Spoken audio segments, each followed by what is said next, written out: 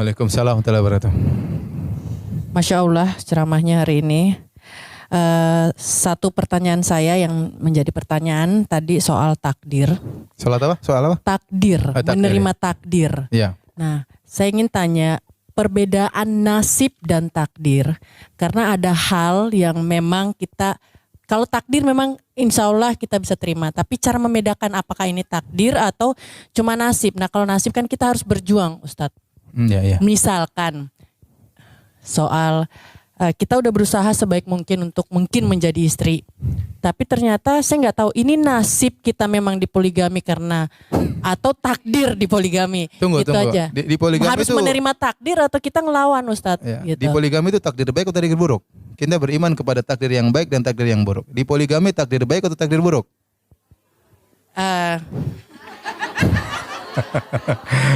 Taib, saya ngerti pertanyaan. Itu oke. Jadi begini, sebenarnya itu istilah ya. Mau dikatakan nasib, mau dikatakan takdir, tapi yakinlah semua yang terjadi sudah digariskan. Yang timbul pertanyaan adalah bagaimana kita menghadapinya. Bukan berarti kalau kita ditakdirkan kemudian kita pasrah, enggak. Kita berusaha menjalani dengan yang baik. Contoh, saya ditakdirkan sakit. Bukan berarti saya pasrah, ya sudah mati nggak usah ke dokter, enggak.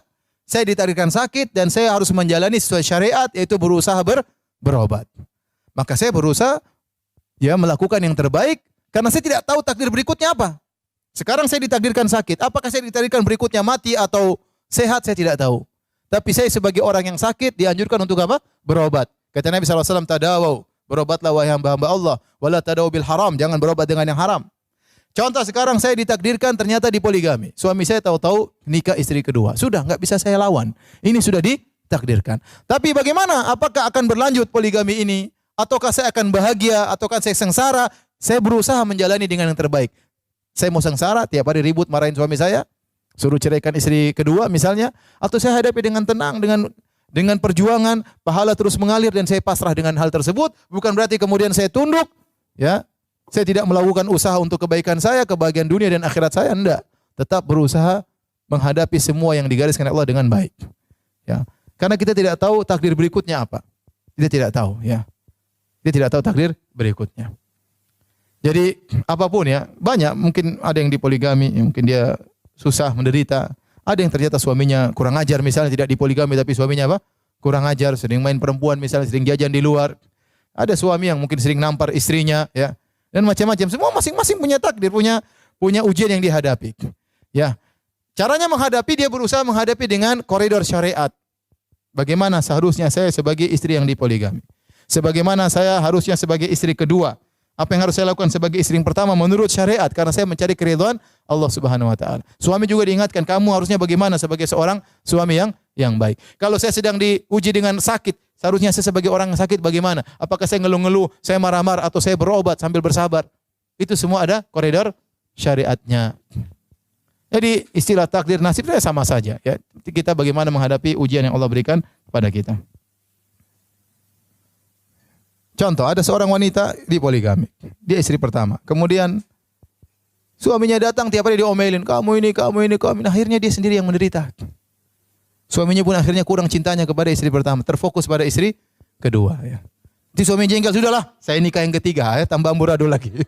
Jadi itu terjadi. Ini ngomel-ngomel semua. Kamu kalau enggak mau istri ngomel, kamu kawin yang ketiga. Ya udah betul, kawin ketiga. Masih ngomel lagi, kawin yang keempat. Ya itu nasib namanya. Jadi maksud saya, kita punya pilihan untuk hidup dengan bahagia atau tidak. Kebahagiaan kita tidak mesti sesuai dengan yang kita angan-angankan. Apa yang kita diinginkan oleh seorang wanita?